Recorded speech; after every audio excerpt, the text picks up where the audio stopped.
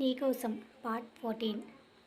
రాజేష్ నందుకి తెల్లచీర ఇచ్చి నీకు ఇష్టం ఉన్నప్పుడే ఈ చీర కట్టుకో అని చెప్తూ ఉంటే నందు ఆ చీరను రాజేష్ను మార్చి మార్చి చూస్తూ ఉంటే ఏంటే ఆ చూపు అర్థం కాలేదా అని తల మీద చిన్న ముట్టికాయ వేసి అడుగుతూ ఉంటాడు. నొప్పి అని అంటూ తల రుద్దుతూ ఉంటే అదే మన ఫస్ట్ నైట్ రోజు ఇది కట్టుకోవాలి అది నీకు ఇష్టమైతేనే అని చెప్పేసరికి నందుకి ఆ మాట వినగానే సిగ్గుతో చెక్కెళ్ళు చెర్రిలా అయిపోతాయి. ఇదిగో ఇలాంటివే వద్దనేది. నువ్వు ఇలా నన్ను ఊరుస్తూ ఉంటే నీకు దూరంగా ఉండలేకపోతున్నా. మళ్ళీ నువ్వు నన్ను చూసి భయపడుతున్నావు.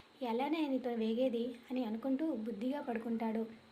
రాజేష్ మాటలకి నందిని చిన్నగా నవ్వుకుని బ్రష్ చేసుకుని వచ్చి తన పక్కన పడుకుంటుంది. రాజేష్ అప్పటి వరకు పడుకున్నాడనే మాటే కానీ తనకు అస్సలు నిద్ర పట్టదు. నందిని తన పక్కకు రాగానే తనని గట్టిగా హత్తుకొని నందిని తన గుండెల మీదకి లాక్కుంటూ చుట్టూ చేతులు వేసి ఇలా ఉండవే చాలు అనుకుంటూ హాయిగా నిద్రపోతాడు. నందికి కూడా రాజేష్ గుండె చప్పుడు వింటూ అతన్ని నుదుటి మీద చిన్నగా ముద్దు పెట్టి హాయిగా అతని తలపులతో నిద్రపోతుంది. సారిక అయితే సాత్విక్ సడన్గా ఊరికి వెళ్దాం అనేసరికి ఏమీ మాట్లాడలేక రామ్కి తన ప్రేమ విషయమైతే చెప్పలేదు. పూర్తిగా తన మనసు అర్థం చేసుకునే ప్రయత్నం చేస్తున్న సమయంలో సాత్విక్ ఇలా ఇంటికి రమ్మన్నాడు. తన గదిలో కూర్చుని బాధపడుతూ ఉంటుంది సారిక. రామ్ ఫోన్ చేసినా కూడా ఫోన్ లిఫ్ట్ చేయదు. సారిక ఎందుకు ఇలా చేస్తుందో నాకు అర్థం కావట్లేదు అనుకుంటూ ఉన్నాడు రాము. ఒక్కసారిగా సారిక తనకి ఫోన్ చేస్తూ ఉండేసరికి మొహమంతా వెలిగిపోయి, హలో సారిక, అసలు ఏంటి మెసేజ్? సడన్గా ఊరికేంటి? అసలు ఏం మాట్లాడుతున్నావు? ఎందుకు ఇలాగా సడన్గా మాట్లాడుతున్నావు? ఏమైంది నీకు అని ప్రశ్నల మీద ప్రశ్నలు వేస్తూ ఉంటే, ప్లీజ్ ఆవు, నేను చెప్పేది విను ముందు అని అంటూ ఉంటుంది సారిక. చెప్పు అని అడుగుతూ ఉంటే, అదేం లేదు, అన్నయ్య పార్టీకి వచ్చాడు కదా, సడన్గా ఊరికి వెళ్దాం, ఏమీ ఆలోచించకు అని గట్టిగా చెప్పాడు. నేను కూడా ఏమీ మాట్లాడలేదు. ఊరికి వెళ్తాను, మళ్ళీ త్వరగా వచ్చేస్తాను, నువ్వేం టెన్షన్ పడకు అని చెప్తూ ఉంటుంది. అదేంటి బంగారం అలా అంటున్నావు? నువ్వు లేకుండా ఎలానే బాగా ఆఫీస్లో అలవాటైపోయావు, నేను చూడకుండా ఉండగలనా అని అంటూ ఉంటే, తప్పదు మరి, చూద్దాం ఊరికి వెళ్తే ఏమవుతుందో అని అలా కాసేపు ఇద్దరూ మాట్లాడుకుంటూ ఒకరి బాధ ఒకరు పంచుకుంటూ ఉంటారు.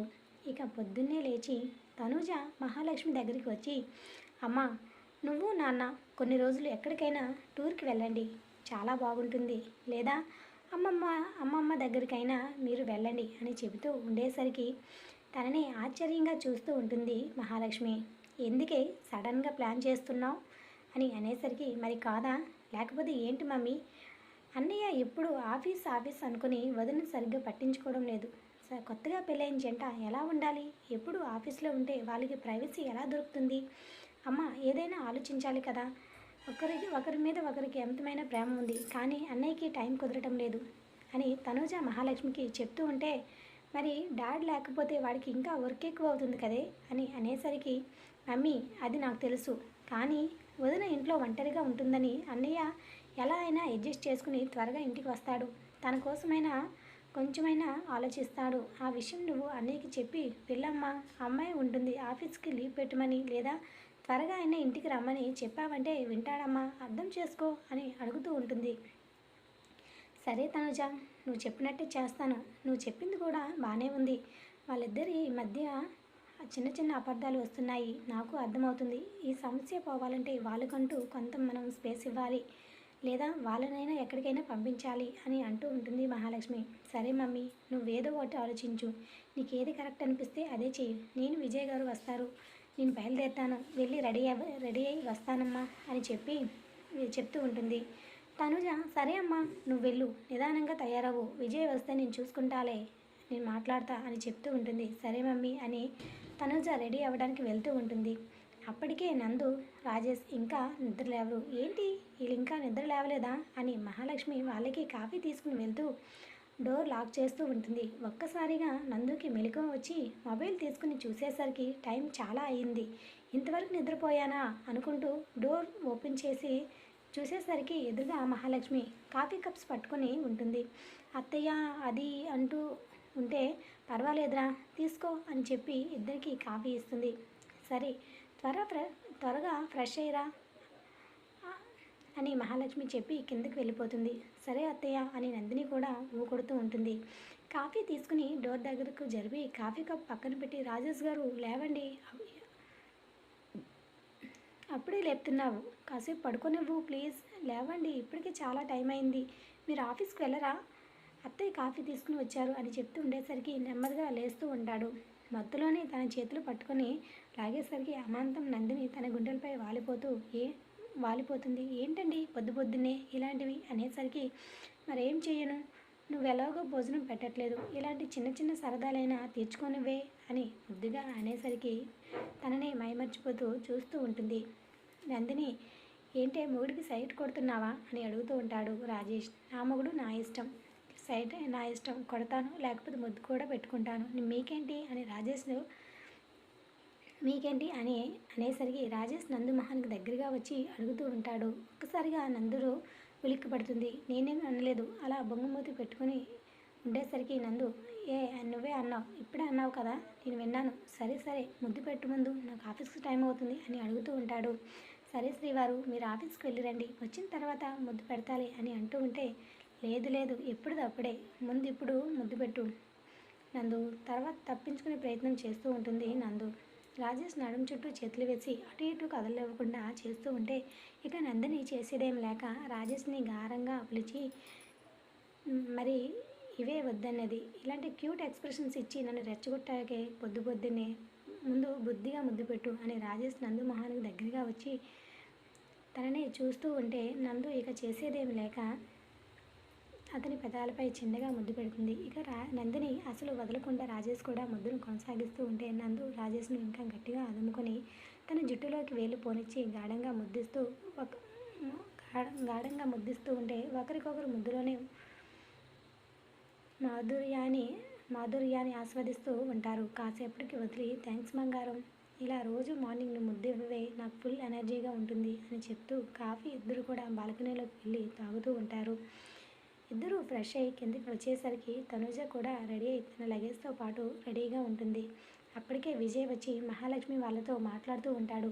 సారిక సాత్విక్ కూడా రెడీ అయ్యి కిందకి వస్తారు. ఏంటి అందరూ ఒకేసారి లగేజ్ తీసుకుని కిందకున్నారు అని రాజేష్ అడిగేసరికి, బావా అన్నయ్యతో పాటు నేను వెళ్తున్నా అని సారిక చెప్తూ ఉంటుంది. ఇంత సడన్గా ఏమైందే అని సారికను అడుగుతూ ఉంటాడు రాజేష్. ఏమో బావా, అన్నయ్య ఊరికి రమ్మన్నాడు, వెళ్తున్నా, మళ్ళీ వస్తాలే అని చెప్పి సారిక అందరికీ బాయ్ చెప్పి వెళ్ళిపోతూ ఉంటుంది. కాసేపటికి తనుజ కూడా వాళ్ళ అమ్మ మహాలక్ష్మికి సైగ చేసి ఏదో ఒకటి చేయమా అని చెప్పి నందినిని హక్ చేసుకుని ఇక విజయ్తో పాటు వెళ్ళిపోతూ ఉంటుంది తనుజ కూడా. రాజేష్, సరేరా, మేము కూడా అలా 4 రోజులు డాడ్కి బెంగళూరులో పని ఉందంట, వారం రోజుల్లో వెళ్ళి వస్తాము, ఈసారి డాడ్ నన్ను తీసుకుని వెళ్ళాలని అనుకుంటున్నారు అని చెప్పేసరికి ఒక్కసారిగా రాజేష్ షాక్ అవుతాడు. ఏంటి మమ్మీ, అందరూ ఏదైనా ప్లాన్ చేస్తున్నారా ఏంటి, అందరూ ఒకేసారి ఇల్లు వదిలి వెళ్ళిపోతున్నారు అని అడిగేసరికి, అదేం లేదురా, అలా అంటావేంటి నాన్న అని మహాలక్ష్మి ఏమీ తెలియనట్టుగా గారాబంగా రాజేష్తో మాట్లాడేసరికి, సరే మమ్మీ, డాడీ ఎక్కడా అని అడిగేసరికి, ఇక్కడరా అని మహేంద్రవర్మ నెమ్మదిగా మెట్లు దిగుతూ ఉంటాడు. బెంగళూరులో వర్క్ ఉందంట, అదేదో నేనే చూసుకుంటా కదా డాడ్, మీకెందుకు అంత స్ట్రెయిన్, అటు ఇటు జర్నీ చేస్తే మీకు ఎంత ఇబ్బందిగా ఉంటుంది అని అంటూ ఉంటాడు రాజేష్. నాకేమీ ఇబ్బంది ఏమీ లేదురా, అమ్మ కూడా వస్తుంది కదా, పర్లేదు, నేను మేనేజ్ చేస్తాలే, నువ్వు కూడా ఆఫీస్కి వెళ్ళకు, ఏదైనా ఉంటే రామ్కి చెప్పి మేనేజ్ చెయ్యు, తనే చేస్తాడులే, ఇంపార్టెంట్ మీటింగ్స్కి మాత్రమే ఆఫీస్కి వెళ్ళు, నువ్వు ఇంట్లోనే ఉండాలి, అమ్మాయి ఒక్కటే ఉంటుంది కదా, అమ్మాయికి తోడుగా ఉండు అని చెప్తూ ఉంటాడు మహేంద్రవర్మ. మహాలక్ష్మి, నేను ఆఫీస్కి వెళ్ళి అన్నీ చూసుకుని వస్తాను, ఈవినింగ్ రెడీగా ఉండు అని చెప్తూ ఉంటాడు. మహేంద్రవర్మ సరే అన్నట్టు తలూపుతూ ఉంటుంది మహాలక్ష్మి కూడా. ఇక మహాలక్ష్మి నందు రాజేష్ ఇద్దరు కూడా ఒకరి మొహాలు ఒకరు నందు రాజేష్ ఇద్దరు కూడా ఒకరి మొహాలు ఒకరు చూసుకుని బ్లెస్ అవుతూ ఉంటారు. సరే అండి, సరే రండి టిఫిన్ చేద్దురు అని మహాలక్ష్మి నందు రాజేష్ వాళ్ళని పిలుస్తూ ఉంటుంది. ఇద్దరు కూడా టిఫిన్ తిని రాజేష్ నందుకి చెప్పి ఆఫీస్కి వెళ్తాడు. మహాలక్ష్మి నందు కిచెన్లో అన్నీ చూసుకుంటూ తర్వాత మంగకి చెప్పి వెళ్ళిపోతారు. మహాలక్ష్మి వెనకాలే నందిని వెళ్ళి, అత్తయ్య మీరు కావాలనే చేస్తున్నారు కదా ఇలా అని అడిగేసరికి, అవును తల్లి, నీకు రాజేష్కి కొంచెం ప్రైవసీ ఇవ్వాలని అనిపించింది, వాడు ఎప్పుడు వర్క్ అనుకుని ఆఫీస్ చుట్టూ తిరుగుతున్నాడు, నీతో అస్సలు ఉండటం లేదు కదా, నీకు బాధ నీ బాధ నాకు అర్థమైంది. అందుకే తల్లి ఇలా ప్లాన్ చేశాం. ఈ వారం రోజులు కూడా మీరు చక్కగా ఉండండి. ఒకరినొకరు అర్థం చేసుకునే మాకు త్వరలోనే మంచి శుభవార్త చెప్పాలి అని అంటూ ఉంటే నందిని చిన్నగా సిగ్గుపడుతూ ఉంటుంది. సరే అత్తయ్య, మీకు లగేజ్ సర్దడంలో నేను హెల్ప్ చేస్తాను అని చెప్పి మహాలక్ష్మికి లగేజ్ ప్యాక్ చేయడంలో హెల్ప్ చేస్తూ ఉంటుంది. రాజేష్ కూడా ఆఫీస్కి వెళ్ళేసరికి రామ్ కొద్దిగా సాడ్గా ఉంటూ ఉంటాడు. ఏమైందిరా అలా మొహం పెట్టావు అని రాజేష్ రామ్ను అడిగేసరికి ఇంకేం నవ్వాలిరా, మీ మరదలు మధ్యలోనే వదిలేసి వెళ్ళిపోయింది కదా, అందుకే ఇలా ఉన్నాను అని అంటూ ఉంటే చాలేరా బాబు, మరీ దేవదాసులా మాట్లాడుతున్నావు. అది ఏదో పని ఉండి వెళ్ళింది. నువ్వు మరీ ఇంత వావరాక్షం చేయకురా. చూడలేకపోతున్నా. నీకేంట్రా, నువ్వెన్నైనా చెప్తావు, మాట్లాడతావు. ప్రేమించిన అమ్మాయిని పెళ్లి చేసుకుని హ్యాపీగా ఉన్నావు కదా, అలాగే అంటావురా. తను దూరమైనప్పుడు ఎంత బాధపడ్డావో నేను చూడలేదనుకున్నావా? ఇప్పుడు నాకు నీతులు చెప్తున్నాడు చూడు. సరేరా, డాడ్ బెంగళూరు వెళ్తున్నారు. నేను వారం రోజులు ఆఫీస్కి రావడం కుదరదు. అన్నీ నువ్వే చూసుకో. ఏదైనా ఇంపార్టెంట్ మీటింగ్ ఉంటే కాల్ చేయి, నేను వచ్చి అటెండ్ అవుతా అని రాజేష్ చెప్తూ ఉంటాడు. సరేరా అని చెప్పి రామ్ కూడా వర్క్ చూసుకుంటూ ఉంటాడు. రామ్ అయితే వర్క్ చేస్తున్నాడనే మాటే కానీ ధ్యాస అంతా సారిక పైనే ఉంటుంది. వెళ్ళింది, కనీసం ఒక్క ఫోన్ అయినా చేయలేదే, అప్పుడే మర్చిపోయావా ఊరికి వెళ్ళగానే అని అనుకుంటూ ఉంటాడు రామ్. ఇక సారిక అయితే వెంటనే అప్పుడే రాజేష్కి నందిని ఫోన్ చేస్తుంది. ఏమండి, అత్తయ్య వాళ్ళు బయలుదేరుతున్నారు, మీరు వస్తున్నారా లేదా అని అడుగుతూ ఉంటుంది. లేదు, నేను కొంచెం వర్క్ ఉంది, రేపటి నుండి ఎలాగో ఆఫీస్కి రావటం లేదు కదా, అందుకే ఈరోజు కొంచెం లేట్ అవుతుంది ఇంటికి వచ్చేసరికి అని చెప్తూ ఉంటాడు రాజేష్. సరే అండి అని చెప్పి ఫోన్ పెట్టేస్తుంది. అత్తయ్య, మీ అబ్బాయి వచ్చేసరికి లేట్ అవుతుందంట, మీరు పదండి అని చెప్తూ ఉంటే సరే అమ్మా, జాగ్రత్త తల్లి అని చెప్పి మహాలక్ష్మి మహేంద్రవర్మ వాళ్ళు బెంగళూరు బయలుదేరుతూ ఉంటారు. మహాలక్ష్మి వాళ్ళు వెళ్ళగానే నందిని అయితే ఇంటి చుట్టూ చూస్తూ ఇంత పెద్ద ఇంట్లో నేను ఒక్కదాన్నే ఉండాలా అనుకుంటూ ఒంటరిగా ఇంట్లో ఉండడానికి కొంచెం భయం వేసి అలా గార్డెన్లోకి వెళ్ళి కూర్చుంటూ ఉంటుంది నందిని. అప్పుడే తనూజ నందినికి ఫోన్ చేయడంతో ఏంటి వదిన ఎలా ఉన్నావు అని అడుగుతూ ఉంటుంది తనూజ. నేను బాగానే ఉన్నాను. ఇప్పుడు నీ హెల్త్ బాగుందా? టైంకి తింటున్నావా? టాబ్లెట్లు వేసుకుంటున్నావా? ఓ ఓ వదిన, నేను మీ కోడల్ని అల్లుడిని బాగా చూసుకుంటున్నాను, నువ్వేం టెన్షన్ పడకు అని అంటూ ఉంటే మరి కాదా, అత్తగా నాకు ఆ మాత్రం బాధ్యత అయితే ఉంటుంది కదా అని తనుజతో మాట్లాడుతూ ఉంటుంది నందిని. సరే అమ్మా, అమ్మ వాళ్ళు ఊరికి వెళ్ళారంట కదా, మరి ఇప్పుడు ఏం చేస్తున్నావు? అదే చూస్తున్నా, ఇంట్లో ఒక్కదాననే ఉండడానికి ఏదోలా అనిపించి గార్డెన్లో తిరుగుతున్నా అని చెప్తూ ఉంటుంది. అవునా అని తనుజ అనడంతో హా వదినా అని ఇద్దరు కూడా కాసేపు మాట్లాడుకుంటూ ఉంటారు. తనతో మాట్లాడి ఫోన్ పెట్టేసి గార్డెన్ మొత్తం తిరుగుతూ ఉంటుంది. అక్కడ స్విమ్మింగ్ పూల్ ఉండడంతో తనకు ఎందుకో పూల్ దగ్గర కూర్చుని కాలు నీటిలో పెట్టి ఉండాలనిపించింది. అలా కాసేపు నీటిలో కాలు కదలాడిస్తూ ఉంది. అనుకోకుండా నీటిలో పడిపోయింది. కాకపోతే నందినికి స్విమ్మింగ్ వచ్చు కాబట్టి అలా స్విమ్ చేస్తూ ఆ మూమెంట్ని ఎంజాయ్ చేస్తూ ఉంటుంది. అంతలోనే రాజేష్ ఆఫీస్ నుండి ఇంటికి వస్తాడు. ఇంట్లో వెళ్ళగానే చుట్టూ చూస్తే నందిని ఎక్కడ కనిపించదు. మంగని అడిగితే గార్డెన్లో ఉన్నారని చెప్పేసరికి రాజేష్ వచ్చి గార్డెన్లో వెళ్తాడు. ఎక్కడ నందిని కనిపించదు. ఎక్కడికి వెళ్ళిందా అని అనుకుంటూ వెళ్ళేసరికి అక్కడ తను స్విమ్ చేస్తూ కనిపిస్తూ ఉంటుంది. నందు స్విమ్ చేస్తూ చిన్నపిల్లల నీటితో ఆడుకుంటూ కేరింతలు కొడుతూ ఉంటే తనని అలా చూస్తూ మైమరిచిపోతూ రాజేష్కి తెలియకుండానే స్విమ్మింగ్ పూల్ వైపుగా అడుగులు వేస్తూ ఉంటాడు. రాజేష్ స్విమ్మింగ్ పూల్ వైపుగా రావడం చూసి నందిని ఒక్కసారిగా పూల్ బయటకు వచ్చేస్తుంది. పూర్తిగా తడిచిన చీరలో తనని అలా చూస్తూ ఉంటే నందిని తడబడుతూ మీరు ఇప్పుడు ఎప్పుడొచ్చారండి?